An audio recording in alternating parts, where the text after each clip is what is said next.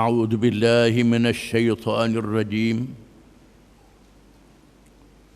بسم الله الرحمن الرحيم. والليل إذا يغشى والنهار إذا تجلى وما خلق الذكر والأنثى إن سعيكم لشتى.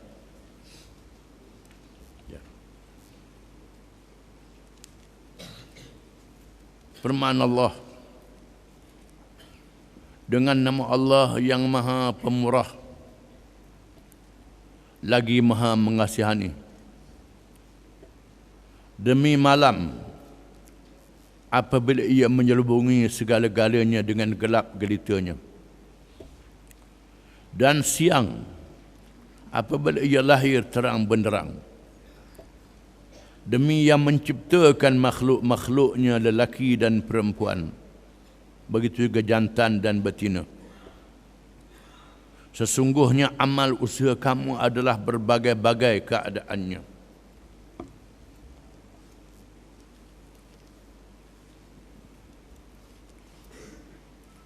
Surah yang kita baca ni dikenali dengan suratul Lail.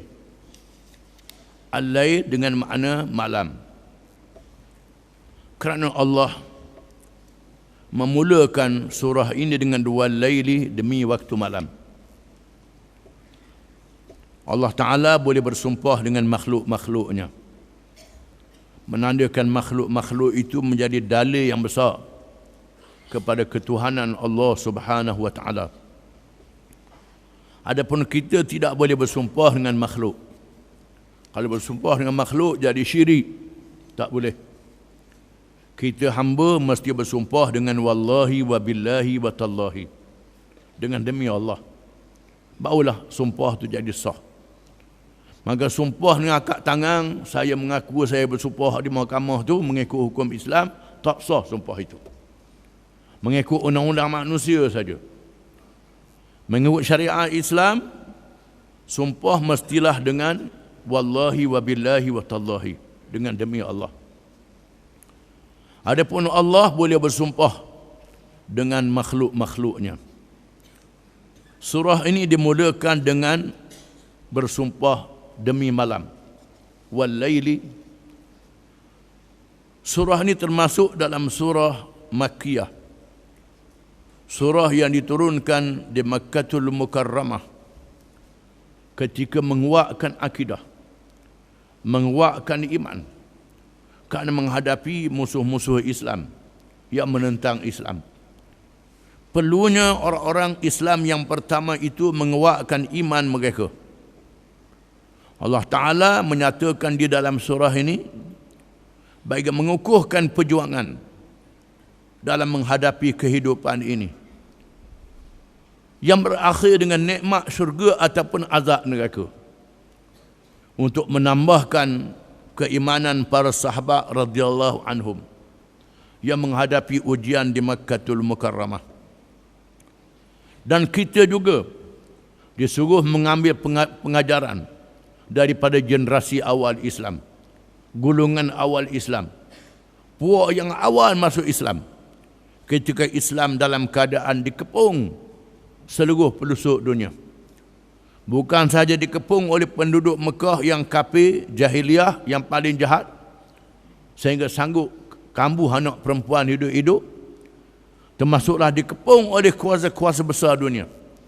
Di saat yang seperti ini memerlukan orang-orang yang kuat iman, maka Allah menurunkan surah ini bagi menguatkan iman mereka. Begitulah juga kita di akhir zaman menghadapi ujian pula. Kerana Nabi sebut dalam hadis, bada'al Islamu ghariban wa sayaudu ghariban kama bada, fatuba lil ghuraba. Islam bermula dalam keadaan dagang. Dagangnya Islam ini di tengah masyarakat Arab, dan akan kembali semula menjadi dagang. Islam akan kembali semula di akhir zaman menjadi dagang pula, dan berjayalah mereka yang dagang bersama dengan Islam. Allah memulakan surah ini bersumpah dengan demi malam, demi siang, dan demi kejadian manusia lelaki dan perempuan. Kerana perkara-perkara ini menjadi dalil kekuasaan Allah Subhanahu wa taala dan menyatakan amalan manusia itu bermacam-macam dalam kehidupan dunia. Ada orang yang mengerjakan amal yang baik dengan dirinya, ruh jasad dan dengan hartanya, maka mendapat kebahagiaan di hari akhirat. Dan ada orang yang tak peduli kepada Allah, petunjuk Rasul dan hari akhirat, beramal dengan diri, dengan ruh dan hartanya, dengan amal yang jahat, maka terimalah padanya pada hari kiamat kelak. Dan Allah Ta'ala menyatakan penutupnya ialah orang-orang yang mengerjakan amal yang baik dengan iman yang benar itu mendapat kejayaan. Dan semata-mata untuk mendapat keredaan Allah, maka terimalah dia akan ganjaran keredaan Allah Subhanahu wa taala. Bismillahirrahmanirrahim. Dengan nama Allah yang Maha Pemurah lagi Maha Penyayang. Wal laili idza yaghsha. Demi waktu malam apabila malam itu diliputi oleh cahaya yang gelap. Malam adalah tanda kekuasaan Allah Subhanahu wa taala. Wan nahari idza tajalla. Dan demi waktu siang apabila bercahaya dengan cerah, dapat melihat segala-galanya. Allah Ta'ala jadikan kedua-duanya, malam dan siang, adalah kurnia daripada Allah Ta'ala, menjadi dalil kekuasaan Allah Subhanahu wa taala. Dengan adanya malam, manusia boleh berehat, boleh tidur, menenangkan fikiran, menenangkan jasad. Dengan adanya siang, manusia boleh bekerja. Dan Allah Ta'ala jadikan malam dengan cuacanya, cahayanya, udaranya yang nyaman, menjadikan siang dengan cuaca dan udara yang sesuai dengannya. Allah Ta'ala jadikan peredaran silih berganti, membawa nikmat kepada manusia. Fikir-fikirlah kalau dijadikan siang selama-lamanya ataupun dijadikan malam selama-lamanya, apa jadi? Kalau malam selama-lamanya, bekulah manusia macam di kutub utara dan kutub selatan bila musim sejuk. Jadi beku. Kutub utara, kutub selatan 6 bulan malam, 6 bulan siang. Kalau siang panjang, macam mana pula? Teruklah kita kalau siang panjang, teruk. Dan Allah Ta'ala jadikan sebahagian negeri-negeri yang berhampiran dengan kutub, seperti sebelah Eropah Utara, Amerika Utara. Waktu musim panas, siangnya sampai 23 jam, malam sejam je. Nak tidur lagu mana? Nak puasa lagu mana? Waktu musim sejuk pula, malam sampai 23 jam, siang sejam je. Nak buat kerja lagu mana? Macam mana nak semayang? Para ulama berbincang dan berbahas dalam perkara ini. Semayang puasa hendaklah diqada dengan waktunya, kerana di sana ada hadis Nabi SAW mengisahkan apabila berlakunya kedatangan Dajjal, fitnah bencana yang besar. Bencananya selama 40 hari. Satu hari macam setahun, satu hari macam sebulan, satu hari macam seminggu, dan hari-hari berikut seperti biasa. Lalu sahabat tanya, wahai Rasulullah, macam mana kami nak buat kalau berlaku satu hari macam setahun, nak semayang macam mana? Nabi kata, pakturulah, qadarkan waktunya. Qadarkan waktunya, tak boleh semayang 5 kali setahun, tak boleh. Semayang 5 waktu juga. Bagikan masa dalam tempoh 24 jam. Ikut jam, tak boleh ikut matahari lagi. Berpuasa juga kena ikut jam, tak boleh ikut matahari lagi, tak boleh ikut malam. Itu hukum yang ditetapkan oleh Nabi SAW dan para ulama berijtihad. Ada ulama mengatakan negeri yang duduk di sebelah utara kena tengok negeri yang paling dekat dengan dia.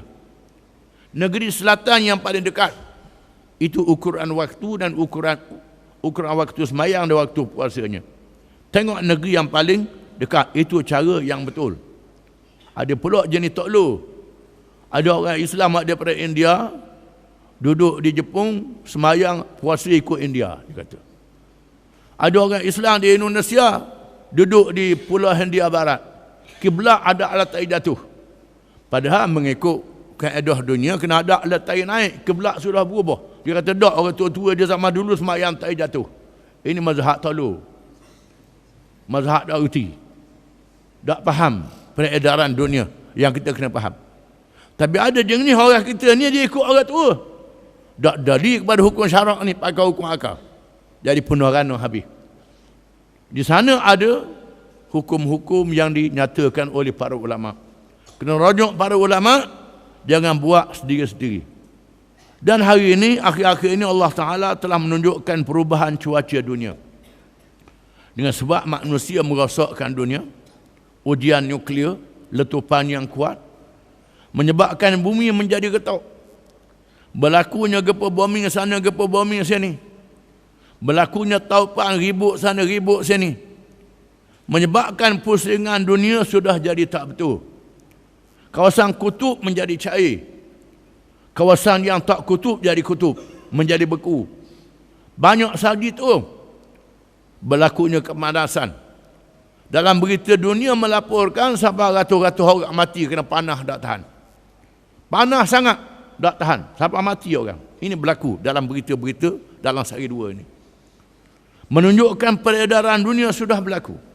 Sebagaimana yang lebih amaran oleh Allah Ta'ala. Zaharal fasadu fil barri wal bahri bima kasabat aydin nas liyudhiqahum ba'dal ladzi amilu la'allahum yarji'un. Telah zahir keburukan di darat dan di laut. Dengan sebab kerja-kerja yang dibawa di tangan-tangan manusia sendiri, supaya dirasakan sebahagian daripada perbuatan mereka, mudah-mudahan mereka sedar balik kepada Allah. Allah Ta'ala tunjukkan kerosakan di darat dan di laut. Gempa bumi, pasang surut yang sudah tidak menentu, ribut topan yang tidak menentu, dan berlakunya siang malam yang tidak menentu. Siang malam adalah peraturan-peraturan Allah Subhanahu wa Ta'ala. Undang-undang Allah. Bila manusia buat undang-undang sendiri, Tuhan ajar manusia. Dia ubah undang-undang yang tabi'i yang berlaku selama ini, menyebabkan manusia dalam keadaan yang susah dengan sebab kerja tangan manusia sendiri. Kena sedar, siang malam adalah peraturan Allah yang wajib kita kena patuh. Wa ma khalaqadz dzakara wal unsa, dan apa yang Allah jadikan lelaki dan perempuan, jantan dan betina. Allah Ta'ala jadikan pembiakan manusia melalui adanya lelaki dan adanya perempuan. Pembiakan binatang, adanya jantan dan adanya betina. Ini adalah aturan Allah Subhanahu wa Ta'ala. Pembiakan manusia yang mulia dengan nikah. Pembiakan binatang tak payah nikah, kecuali manusia nak jadi binatang, maka tak payah nikah, jadi punah kat no. Rosaklah kehidupan manusia. Bahkan binatang pun, kalau bercampur tak betul, kelahirannya tidak membiak dengan betul, merosakkan binatang itu sendiri. Begitulah kalau manusia ikut binatang, jadi rosak juga. Bahkan dilaporkan ada beberapa penyakit yang membiak kalangan manusia pada hari ini, ialah kerana manusia ikut binatang. Penyakit binatang mari ke manusia.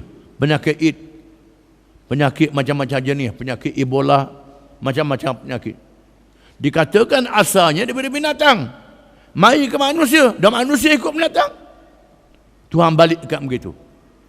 Kena sedar apa yang Tuhan jadikan lelaki dan perempuan, jantan dan betina, adalah kekuasaan Allah Subhanahu wa Ta'ala yang kita kena terima dan kita kena patuh. Inna sa'yakum lasyatta, sesungguhnya kerja-kerja kamu terlalu banyak. Amalan-amalan yang baik banyak boleh buat, amalan-amalan yang jahat banyak juga hasilnya buat.